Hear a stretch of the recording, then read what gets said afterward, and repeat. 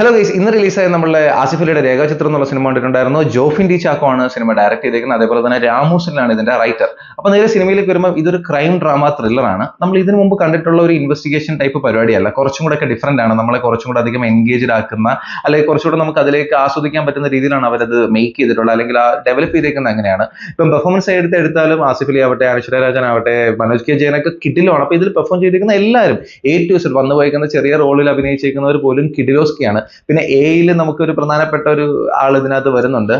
Means അതിനെപ്പറ്റി ഞാൻ അധികം റിവീൽ ചെയ്യുന്നില്ല, നിങ്ങൾക്ക് സിനിമ കാണുമ്പോൾ മനസ്സിലാവും. അതും കിടിലുമായിരുന്നു. സോ ഓവറോൾ നമുക്ക് ഈ സിനിമ തിയേറ്ററിൽ പോയി കാണാൻ വെർത്തായിട്ടുള്ള ഒന്നാണ്.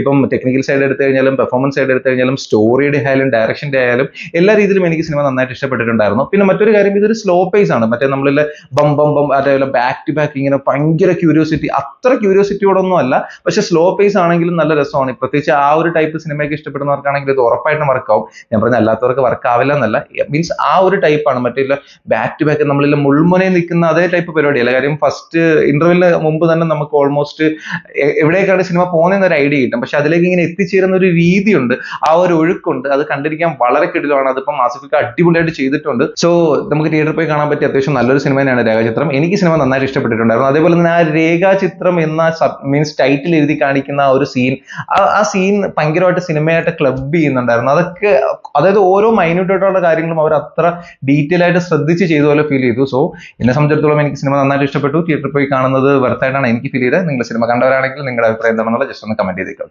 ബൈ.